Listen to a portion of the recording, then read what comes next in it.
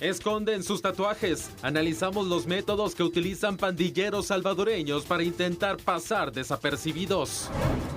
Asesinan a 3 mexicanos en Petén. Autoridades no descartan que el crimen esté vinculado al narcotráfico.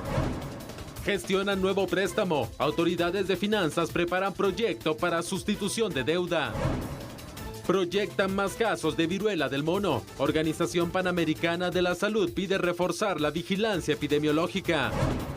Recusación contra juez. Exministro José Luis Benito pidió que el juzgador sea separado del proceso en el caso de los 122 millones de quetzales.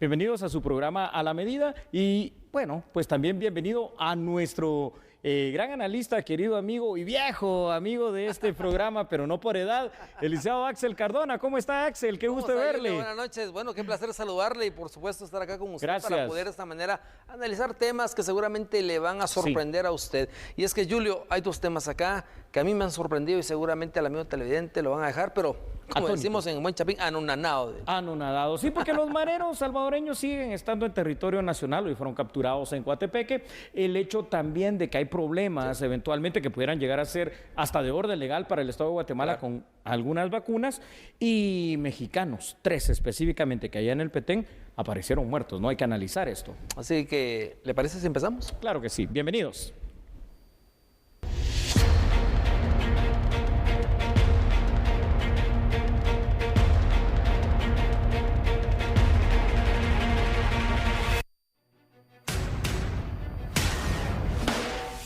Lo que en más de una ocasión les dio el orgullo de pertenecer a una pandilla ahumara, hoy los delata y pone en la mira para ser capturados. Es por ello que ya se han ubicado a varios mareros o pandilleros que esconden sus tatuajes. A esto se refiere un especialista con relación a la captura de 4 pandilleros salvadoreños capturados en Quetzaltenango.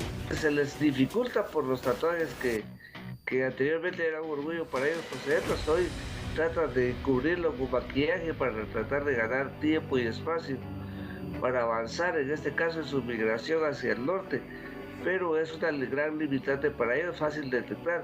Guatemala, Salvador, Honduras, a donde vaya, México, igual. No creo que México los quiera albergar ahí en su país, de igual manera que Guatemala los estará tomando en cuenta y regresarlos y verificar si no tienen algún delito que anden portando, y un delito que pagar. Entonces eso para hoy pues se ve de la parte de la ciudadanía, se ve bastante bien, porque si uno se está atacando a esas estructuras criminales, obviamente para ellos la persecución pues es fuerte y tienen que ver qué hacen para subsistir. El problema es que donde vayan pasando van quemando, porque van robando, asaltando, van asediando para subsistir mientras logran llegar a sus objetivos, si fuera el caso. En el caso referente, también se capturó a un hombre guatemalteco presunto coyote que conducía el transporte pesado donde eran trasladados los 4 pandilleros salvadoreños, y él también deberá enfrentar a la justicia, pero en Guatemala por el delito de tráfico de personas o migrantes.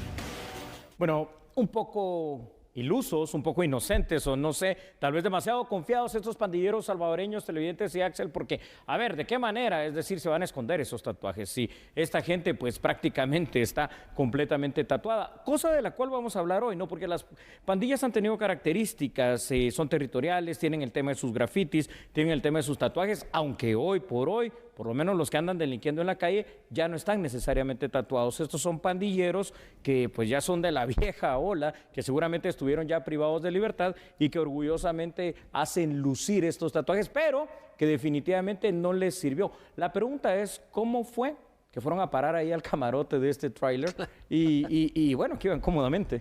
No, a eso me quería referir, licenciado Talamonte. Bueno, cuando hablamos de pandilleros que huyen del Salvador es por el estado de excepción, lo sabemos perfectamente. Claro. Pero impacta y sorprende que van más de 36,000 pandilleros, peligrosos pandilleros, sicarios. La mayoría tiene pues ya delitos, sedación ilícita, portación de arma.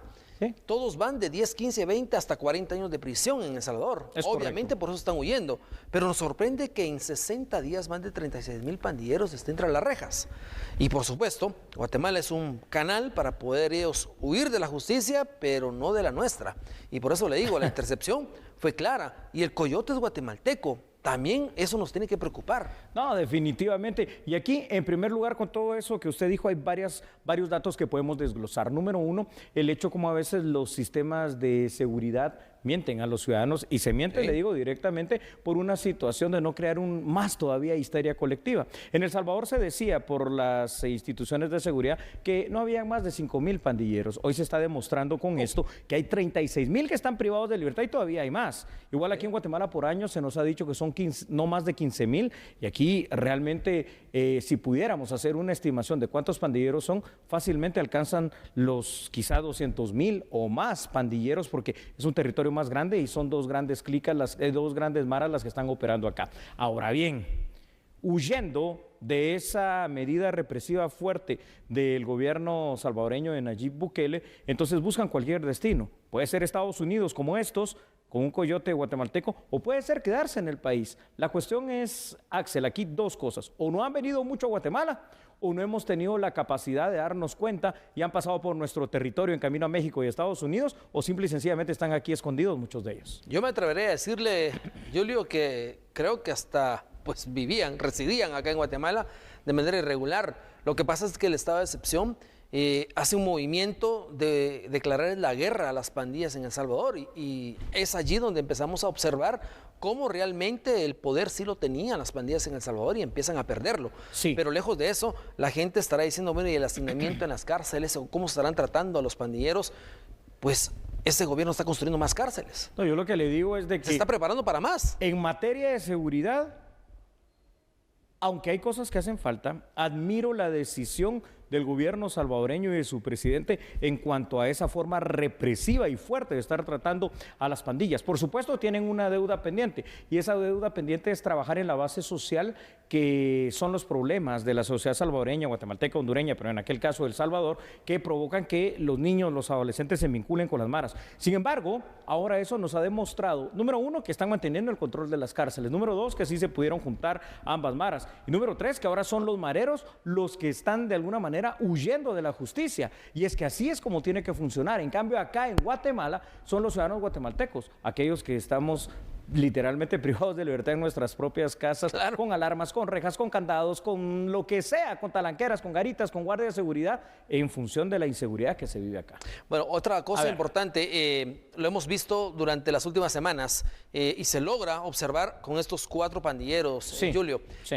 El maquillaje. Claro, El maquillaje. pero que no le Tratar de sirve de pasar- nada, ¿eh? No le sirve de nada. Es que son ni esos- chistosos también, no, hombre, no se lo saben colocar, o realmente pues ya se tiene esa especificación de verificar, quitar playeras y empezar a tocar los cuerpos para ver si se empieza a despintar claramente.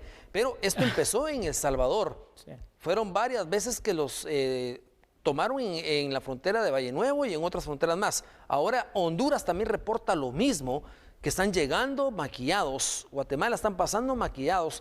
No quisiera pensar que también ya pasaron hacia el territorio mexicano y también andan maquillados. Cae un poquito en el plano de lo ridículo, ¿no? Y de lo ilógico, porque el maquillaje no es capaz de tapar ni de simular realmente esos tatuajes. Hay otras formas. Sin embargo, lo que sí estamos viendo es que estos pandilleros son aquellos de la vieja guardia, es decir, ya son pandilleros que no son jóvenes, son pandilleros que tienen marcado precisamente en su cuerpo con ese orgullo, ¿no? La pertenencia en este caso al barrio 18, y que representan una situación, el antes y el después de la mara, ¿no? Porque estos son los pandilleros que generalmente están presos, que son homies, que son jefes, que son líderes, pero los que andan en la calle, y eso es algo que tiene que conocer la sociedad guatemalteca, hondureña, salvadoreña, el hecho de que los que andan en la calle se mimetizan como cualquiera, pueden andar vestidos como cualquier joven, no parecen, por eso es que se pueden introducir, por ejemplo, en las escuelas, en los colegios, en La los mutación institutos. del crimen organizado, ¿no? Así es, porque ya no andan identificados de esa forma. Sin embargo, aquí hay datos que vamos a compartir, Axel. Perfecto.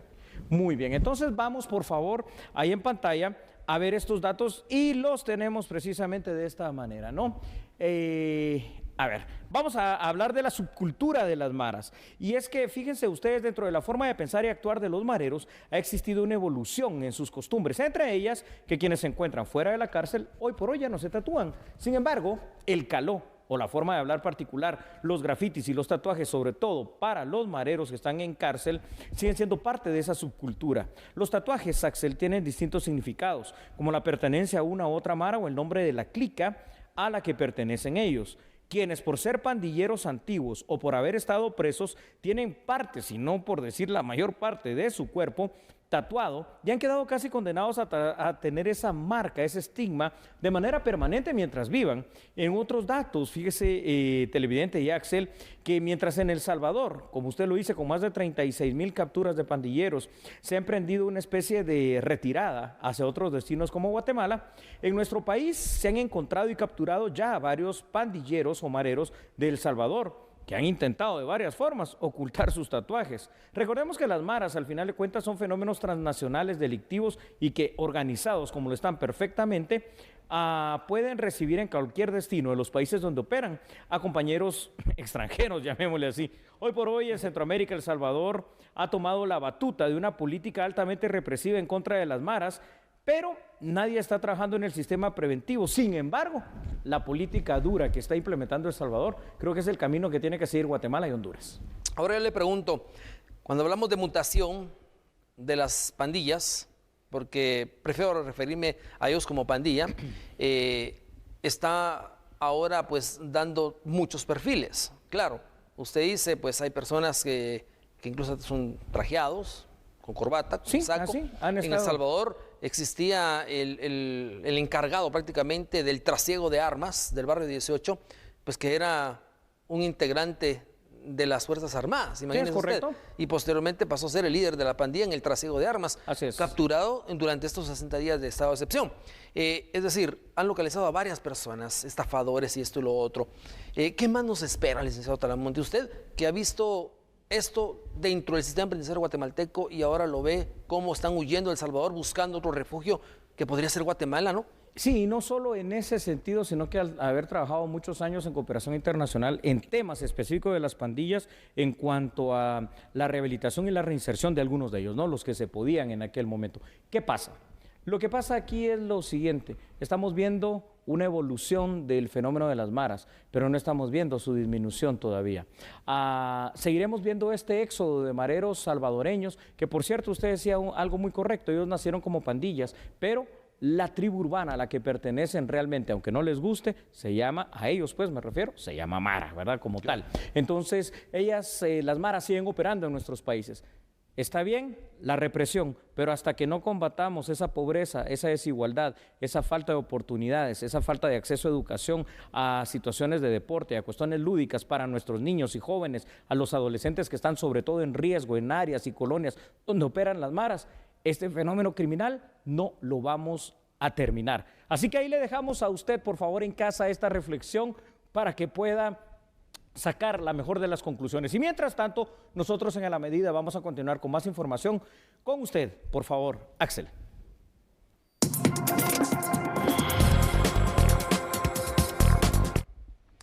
Bueno, durante un foro desarrollado específicamente por la Cámara de Industria, autoridades de finanzas dieron a conocer que se prepara un nuevo proyecto de sustitución de deuda. El problema no es la deuda, el problema es cómo se usa la deuda. En este caso, tuvimos nosotros la oportunidad en el presupuesto de que esos saldos de caja se usaran para pagar deuda o bien para proyectos de inversión. En su momento, y gracias a Dios así se hizo, se decidió que mantuviéramos nosotros el rango de 30 a 32%, que es lo que consideramos adecuado, cuando por ejemplo este préstamo de $500 millones simplemente fue ir a sacar un préstamo al banco para pagar lo que debía en la tarjeta de crédito. Bajamos de un costo de 6% a 0.75%, que en un periodo de 13 años nos vamos a ahorrar sobre los 2.200 millones de quetzales. Así de sencillo. ¿Vamos a buscar más? Sí, vamos a buscar más. Es más, yo ya tengo ahorita bastante avanzado uno de $400 millones del BID, donde vamos a hacer lo mismo. Vamos a sustituir deuda por deuda barata, no hay nada escondido, no es más deuda, no es más déficit, es simplemente una sustitución de tasa de interés.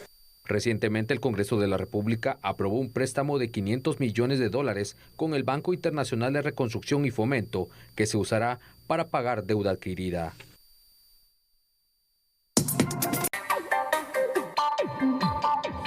Vamos a recibir 300.000 del millón de vacunas Pfizer para niños que nos van a entrar.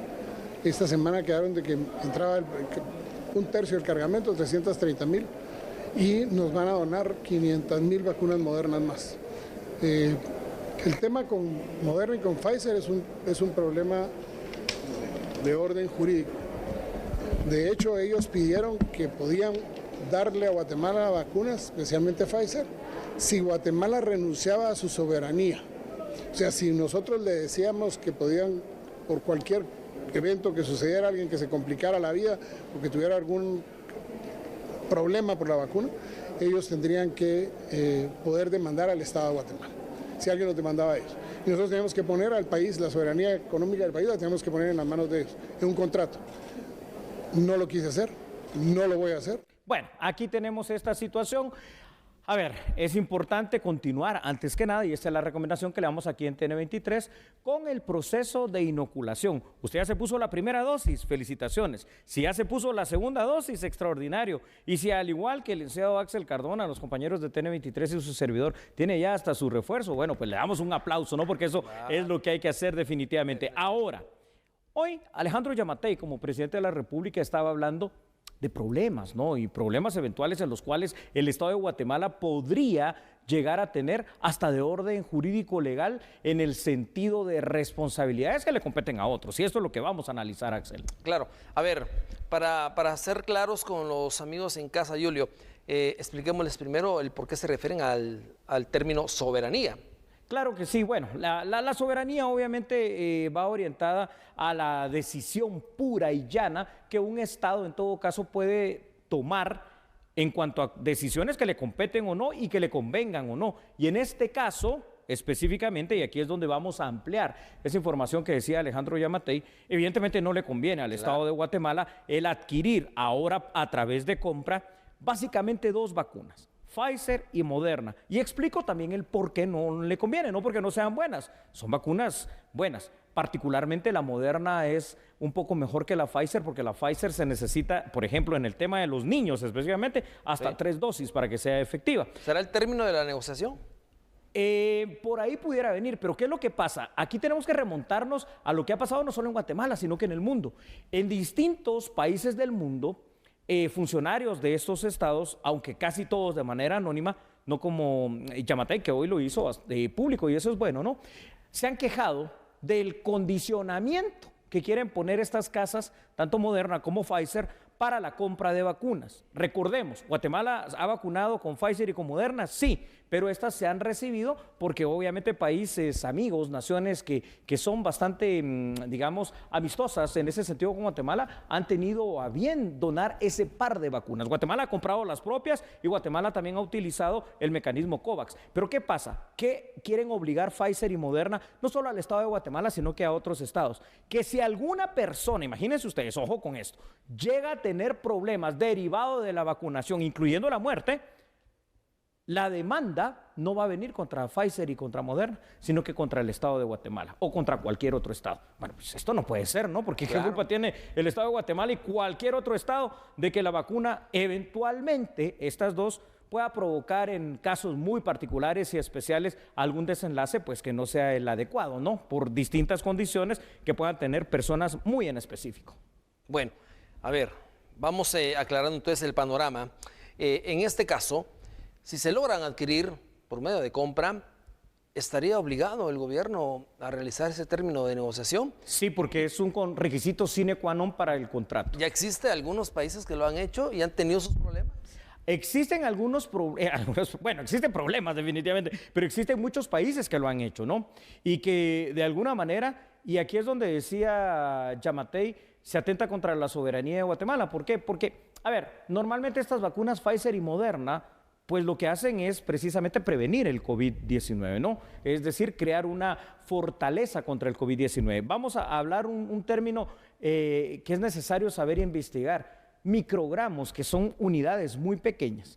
La vacuna Moderna tiene 10 microgramos de ese componente que combate, el componente activo, pues el virus real y vivo del COVID-19 que es inyectado en la persona para producir obviamente esta situación del anticuerpo. Sí. La vacuna Pfizer tiene 3 microgramos de esta situación, por eso es que la Pfizer necesita una dosis tercera para el esquema de vacunación completo, fuera del refuerzo. Entonces, ¿qué es lo que pasa?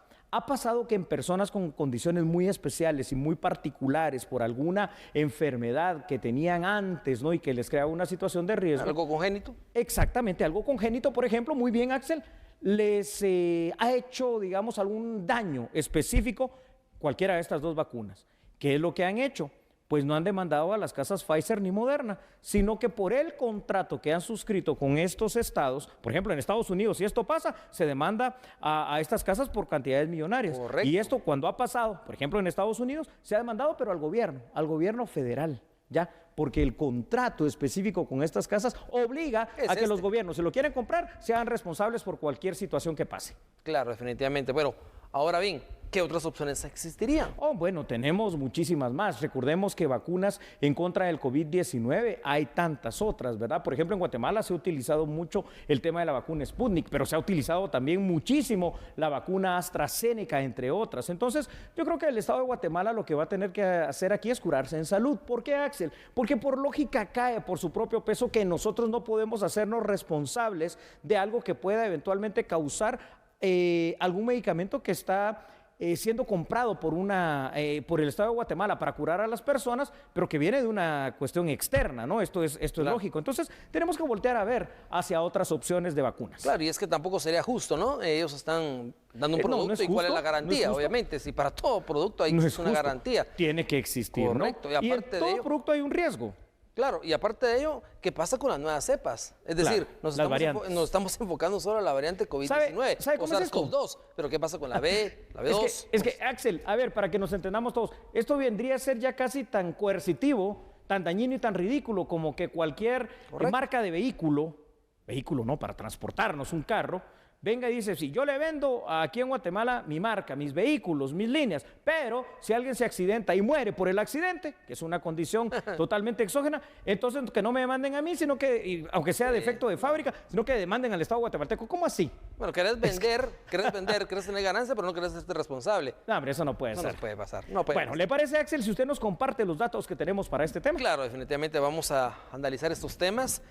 Por supuesto, darle a usted a conocer detallitos. Por favor. Que tal vez en su momento pues no tiene muy claro. Bueno, aclarémoslos. Aquí se los vamos a aclarar, para eso estamos, ¿no, Julio? Sí, es que esto no puede ser, ¿no? Parece completamente lesivo para los intereses de Guatemala. Muy en bien, pantalla usted los está viendo y Axel, por favor, díganos qué son. Directamente nos vamos ahora con el primer dato. Sí. Escuche usted. A ver. La farmacéutica estadounidense Pfizer ha sido acusada de una política de ventaja de su vacuna contra COVID-19 bastante agresiva, contra intereses de los estados. Incluso existen señalamientos de que la empresa ha solicitado a algunos países que entreguen sus activos soberanos, como edificios de embajadas y bases militares. Ojo, Julio. Esto es lo que se refiere Yamatei, ¿verdad? Y por eso lo estamos explicando. Como garantía contra el costo de cualquier futuro caso legal. Y eso sí es soberanía. Entonces no estás dando la garantía de tu producto. No estás dando nada. Esto ha llevado a que funcionarios diplomáticos de distintas nacionalidades pues hayan guardado el anonimato por los acuerdos de confidencialidad y hayan pronunciado en contra de imposiciones contractuales de Pfizer. Actualmente el Estado de Guatemala no cuenta con un contrato vigente y directo con la farmacéutica, con lo cual pues no existe ningún vínculo legal con la misma. Y bajo esos términos que no exista. Correcto. Así es. Ahora, bien, ahora hay más datos, Axel, por favor. Pasemos al segundo. Si bien es cierto, se han administrado y aplicado dosis de esta vacuna y ha sido por donaciones de otros países, como tú decías, Julio, o por la compra a través del sistema COVAX. Pero existe un eventual obstáculo legal para que el Estado de Guatemala pueda comprar dosis de vacuna Pfizer, el cual obligaría a nuestro país y responsabilice por cualquier demanda de la farmacéutica al Estado. La mejor decisión que el Estado de Guatemala puede tomar ante esta decisión es optar por la compra de cualquier otra vacuna de las distintas que existen contra el COVID-19. Este solo acto garantizaría de esta manera que nuestro país no tenga que responder ante daños o perjuicios causados por un tercero en el proceso de inmunización. a esto vamos. No estamos obligados, no es necesario, existen otras opciones, no como el inicio de la pandemia, que no existían opciones, más de lo que estuviera pues al alcance. Ahora no, ahora tenemos una variedad, podemos escoger. No se hable más, ¿no? Ahora que hemos entendido a través del desglose de lo que esto significa y de lo que ha significado para otros estados el tener que erogar la compra de la vacuna y pagar todavía cualquier otra situación que pueda ser derivada de lo que cause esa vacuna de las farmacéuticas, que yo quiero aquí aclarar algo, por favor, no vaya a malinterpretar. Pero acláralo bien. No, por supuesto, ambas vacunas son muy buenas, ¿no? Sí. Son condiciones muy particulares de ciertos pacientes, por ejemplo, con enfermedades congénitas, que pueden presentar algún tipo de riesgo o algún tipo de problema con esta y con cualquier otra vacuna. Claro. Pero el Estado de Guatemala, si va a comprar algo, no se puede hacer responsable por lo que fabricó otro. Entonces, correcto, aquí lo bueno es que hay varias opciones y tenemos que ir apuntalando hacia esas otras opciones para la compra precisamente de estas vacunas. De manera que viene otra parte, y con esto quiero terminar para dejarle a usted las conclusiones, Axel. Bueno, vamos a comprar más vacunas, pero ¿y por qué parece ser que la población guatemalteca tampoco es que se esté volcando ni esté desbocada a irse a vacunar? Claro. Algo está faltando en la información, en la sensibilización o en la propia población. Todavía hay mitos, todavía hay creencias falsas. Yo creo que si eso fuera cierto, pues ya aquí usted y yo no estaríamos presentes, por ejemplo, porque claro, ya nos hubiera dado el ataque o cualquier otra cosa o la mutación con una de estas vacunas. Y no, lo que hemos hecho es simplemente inmunizarnos. Claro. Bueno, yo concluyo con esto, Julio, y espero esté de acuerdo usted, amigo televidente, y es que se ha mutado. La pandemia ha generado nuevas cepas y para cada cepa existe un nuevo estudio. Y cada estudio requiere de una nueva vacuna. Es decir, tenemos que apegarnos también a las condiciones actuales. Si vienen nuevas cepas, nuevas vacunas. Es decir, si estas farmacéuticas nos ofrecen eso, pues hay que buscar otras que también ofrezcan lo mismo con la misma garantía. Ya lo decía Julio, existe necesidad, sí, pero tampoco nos vamos a someter como país o como Estado a pagar garantías que no nos competen, sino que a terceros.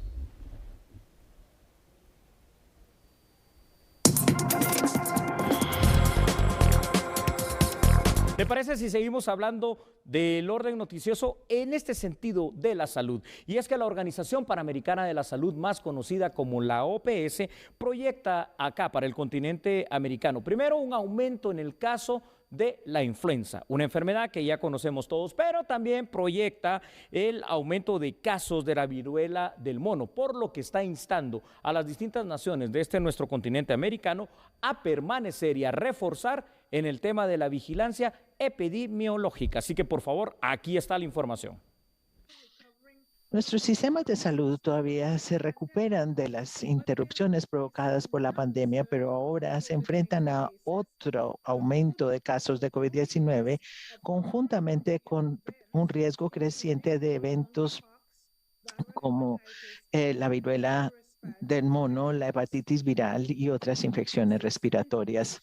Desde la introducción del SARS-CoV-2, los casos de influenza han sido excepcionalmente bajos en la región, pero esta situación empezó a cambiar en el año 2022.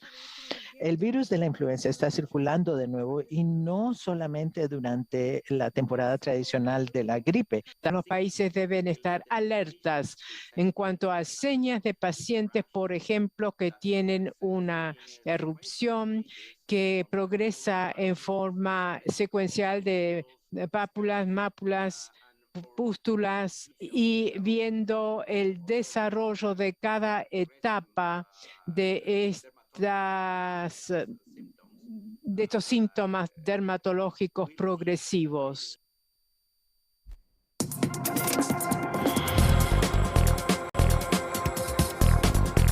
Bueno, continuamos con más información y pasando a otro ámbito de noticias, el exministro José Luis Benito pidió que el juez Edwin Ramírez sea separado de su proceso por el caso de los 122 millones de quetzales.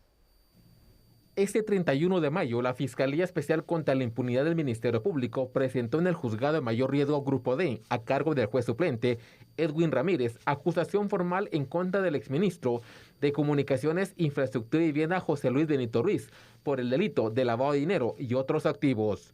La investigación entregada en contra del exfuncionario fue por el decomiso de 122 millones de quetzales distribuidos en varias maletas en Antigua Guatemala en octubre del 2020.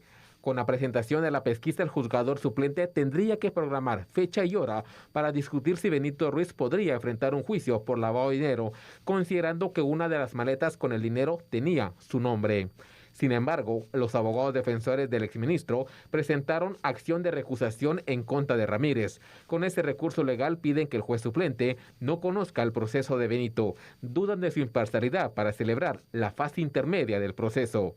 Los defensores jurídicos dudan de la imparcialidad del juez Edwin Ramírez porque les negó el acceso a la carpeta judicial y unos audios judiciales. Una sala de apelaciones para casos de mayor riesgo analizará dicha recusación y resolverá si el caso del exfuncionario Benito Ruiz es conocido por otro juez de alto impacto. Bueno, hablemos ahora de un tema que nos atañe a todos los guatemaltecos, la migración. Y es que durante la sesión sobre el abordaje multilateral de migración en el hemisferio, que organizó la Organización de Estados Americanos, más conocida como OEA, Guatemala fijó su postura, ¿no? Y esta es que debe promoverse estrategias, y esto es muy importante, para una colaboración multilateral en beneficio de los migrantes en todos nuestros países. Y aquí está la ampliación de esta información. Para finales del 2020, la Organización de las Naciones Unidas estimaba que había aproximadamente 281 millones de migrantes internacionales a nivel mundial. Nuestra región no es ajena a esta realidad, ya que más de 73.5 millones de migrantes internacionales viven en las Américas y solo en el 2020 se contabilizaron 4.8 millones de nuevos desplazados en la región.